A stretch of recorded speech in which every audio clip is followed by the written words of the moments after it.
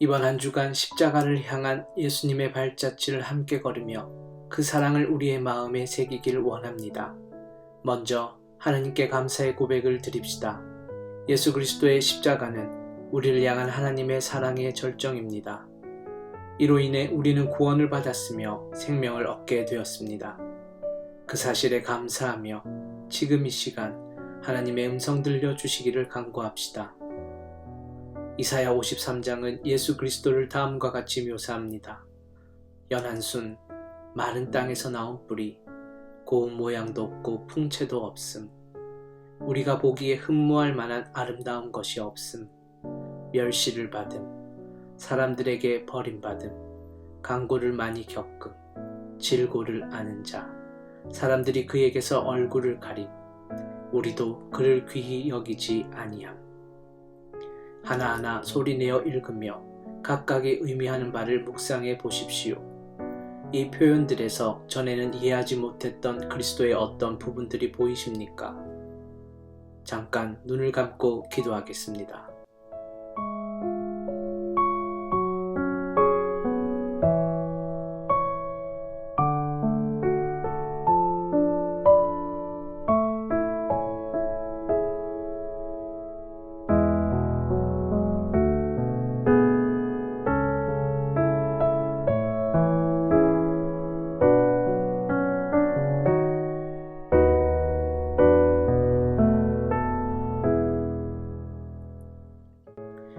마태복음 26장 36절. 이에 예수께서 제자들과 함께 겟셋마네라 하는 곳에 이르러 제자들에게 이르시되 내가 저기 가서 기도할 동안에 너희는 여기 앉아 있으라 하시고 베드로와 세베대의 두 아들을 데리고 가실새 고민하고 슬퍼하사 이에 말씀하시되 내 마음이 심히 고민하여 죽게 되었으니 너희는 여기 머물러 나와 함께 깨어 있으라 하시고 베드로와 야고보와 요한은 지난 3년간 예수님과 가장 가까이에서 동행했던 제자들입니다. 그런데 예수님은 그들에게서도 조금 떨어진 곳으로 가 혼자 계시고자 하십니다. 그러면서 한편으로는 그들이 우정어린 마음으로 그분을 따라와 주기 바라는지 잠시 머뭇거리십니다. 베드로가 무조건 그분만 믿고 풍랑이 이는 파도 위를 걸어왔던 때가 떠오릅니다. 몇 시간 전에 만찬을 들며 요한이 그분 가슴에 머리를 기대왔던 때의 느낌도 생각이 납니다. 지금 그분의 영혼은 많이 불안하고 흔들립니다. 예수님은 희망의 빛을 찾아 그들의 얼굴을 탐색하듯 살펴보십니다. 그러나 이제 그들이 할 수 있는 일은 없습니다. 예수님이 그들에게 간청하십니다. 여기 머물러 나와 함께 깨어 있으라. 참으로 대수롭지 않은 요구입니다. 지금까지 그분은 제자들에게 아무것도 요구하신 적이 없습니다. 그들을 부르신 순간부터 지금까지 그분의 필요를 채우기 위해 그들에게 의지하신 적이 단 한 번이라도 있었습니까? 그분은 5,000명이나 되는 군중을 배불리 먹이셨습니다. 그러나 그때 예수님이 식사를 하셨는지 관심을 가진 사람은 아무도 없었습니다. 그분이 먹다 남은 빵 부스러기와 차갑게 식은 생선 한 토막이라도 배를 채우셨는지 아무도 궁금해하지 않았던 것입니다. 그분은 바다의 풍랑이 일어 제자들이 두려워 떨 때 바람을 잠잠케 하셨습니다. 그러나 어느 한 사람 그분 어깨에 따뜻한 모포를 둘러주거나 묽은 스프 한 그릇을 갖다 바친 이가 없었습니다. 그리고 몇 시간 전에는 손수 제자들의 발을 씻겼지만 그분의 발을 씻겨주려고 무릎 꿇은 사람도 없었습니다. 그분은 아이들을 축복하고 병자들을 고쳐주셨습니다. 죽은 자를 살리고 열정적으로 가르치셨으며 백성들을 사랑하셨습니다. 그러나 다른 사람에게 도움을 청한 적은 단 한 번도 없었습니다. 자신의 연약함을 절감하며 자기보다 더 강해 보이는 사람에게 기댄 적도 없으십니다. 그런 그분이 지금 제자들에게 함께 있어 달라고 간청하십니다.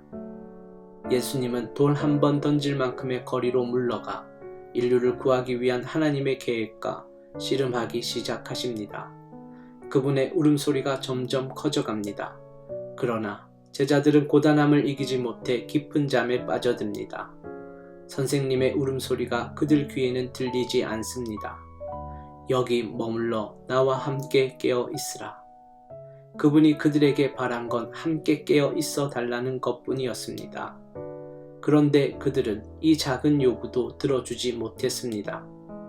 지난 3년간 예수님은 깨어있는 모든 시간을 그들에게 주었습니다. 그런데 그들은 단 1시간도 그분을 위해 깨어 있을 수 없었습니다. 잠들어 있는 제자들에게 다시 물으십니다. 나와 함께 1시간도 이렇게 깨어 있을 수 없더냐? 이렇게 질문하실 때 그분의 목소리에는 어떤 감정이 배어 있었을까요? 절망, 두려움, 분노, 슬픔. 이 질문에 아무도 대답을 못합니다. 너무 부끄럽고 창피해 무어라 대꾸할 말이 없습니다. 결국 그분과 함께 하신 건 하나님 아버지 뿐이셨습니다. 하나님 아버지 혼자 독생자 근처에서 맴돌고 계셨습니다. 그 밤 그들 사이에는 너무도 고통스러운 대화가 오고 갔습니다. 그러나 그것은 하나님의 신성을 찍는 단절의 시작일 뿐이었습니다. 하나님과 단절되는 순간을 마음으로 그리는 것이 그리스도에게는 너무나 큰 고통이었습니다. 이 사명을 계속 감당할 수 있을지 회의가 밀려왔습니다. 제자들에게 여기 머물러 나와 함께 있으라고 부탁하신 것도 이 때문이었습니다.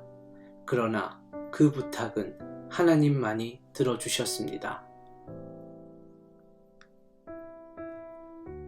그날 밤 제자들을 둘러싼 어둠에 대해 묵상해 보십시오.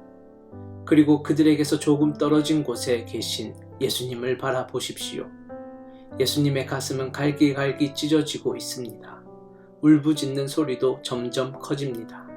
그러나 제자들과 마찬가지로 당신은 그 고통을 느끼지 못하는 듯 깊은 잠에 빠져들어갑니다. 예수님이 당신에게 다가와 부드러운 음성으로 이렇게 말씀하십니다. 나와 함께 1시간도 이렇게 깨어있을 수 없더냐? 제자들은 1시간도 예수님과 함께 깨어있지 못했습니다. 그 이유가 무엇이라고 생각하십니까? 제자들은 그 시간이 그리스도에게 얼마나 큰 고통의 시간인지 깨닫지 못했습니다. 이제 눈을 감고 우리의 영적인 눈을 열어주셔서 예수님이 경험하신 고통을 깨닫게 해달라고 기도합시다.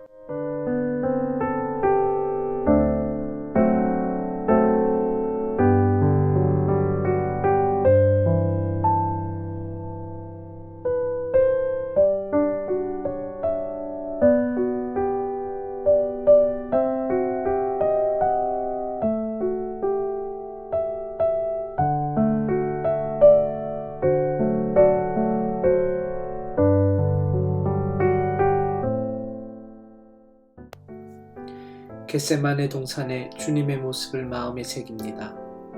혼자 당하신 그 고통이 얼마나 힘드셨습니까? 어둠 가운데 홀로 버려진 예수님. 어디든지 따라가겠다던 제자들도 1시간을 깨어있지 못하고 잠들었습니다. 그러나 주님이 고통에 신음하는 동안 옆에서 잠만 자던 제자들을 정죄할 수가 없습니다. 저 역시도 매일매일 주님을 실망시키기 때문입니다. 하지만 이제라도 주님의 고통에 동참하고 싶습니다. 주님의 심장이 고통받았기 때문에 지금 제 심장이 고동칩니다. 오늘만이라도 주님 곁에서 머물러 함께 깨어있고 싶습니다. 주님의 기도에 동참하기 원합니다. 주님, 저를 도와주십시오. 예수 그리스도의 이름으로 기도하였습니다. 아멘.